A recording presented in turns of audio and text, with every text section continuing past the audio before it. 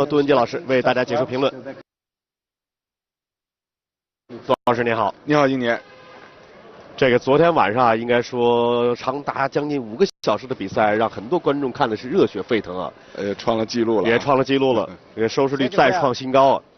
今天晚上的5场比赛呢，全部都是外对抗，我想这一点也会吸引很多的拳迷。对。好，第一场开始，中国队的拜山波对阵加拿大选手卡南。这是一场争夺 WBC 超轻量级世界青年金腰带的赛10个回合。这个国度啊，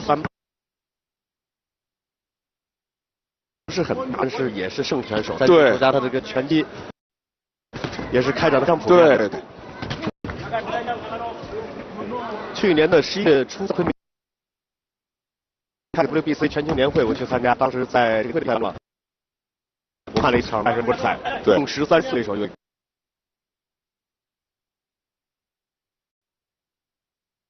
够了。结果赢了比赛之后被刘刚训了一顿，KO 了一个菲律宾选手，我记得是，因为当时刘刚讲说，我花这么高的价格把这个选手我请，给你展示来，我一个回合 KO， 我就给他打满了。反正应该说是近2年中国职业拳击是非常耀眼的年轻选手。我记得去年贺子飞好像他也一打云南分山，对打了，去年他也是打现场。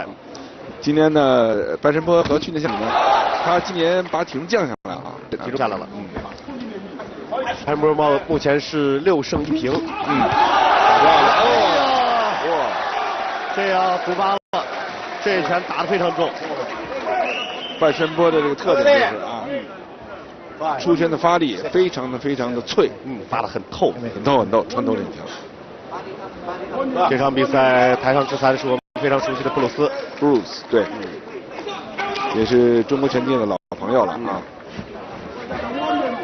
他执裁的风格是非常的优雅，对，但经验非常的丰富。哎呀，这比赛啊，恐怕还能撑到第2回合吗？还有1分钟呢。实际非洲选手呢，他们都很有天赋啊。这个他们尽管他们参加拳击比赛的这种机会并不是特别多啊，他们的战绩有时看起来也不是那么漂亮。又是一记后手，牙才打下来。这眼神里的感觉已经不一样了。弃权了。哇！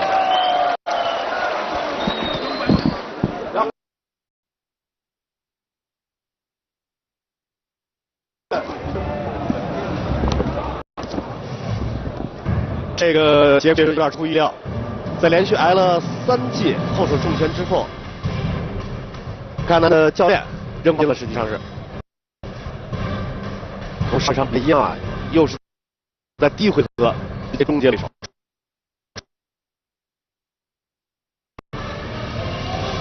这是拜山波第1次打10个回合比赛，中国 WBC 超轻量世界青年。应该是耗时也就是2分20秒的时间。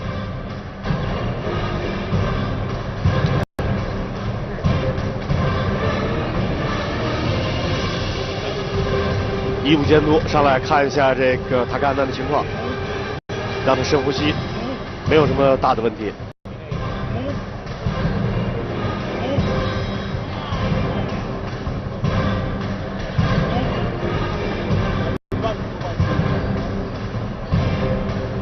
这场比赛的胜利啊，应该说在赛前媒体预测问题不是特别的大，但是没有想到赢得这么快，这么迅速。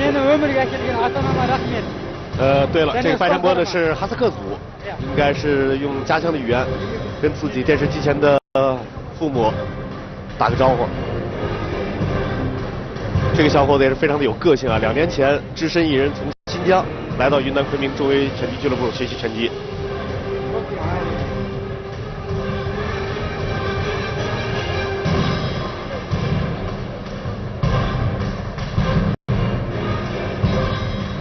连续几记后手啊，都是打得特别的狠。刚才杜文杰老师也介绍了，这拜山波的特点就是这样，这发力非常好，发得很透。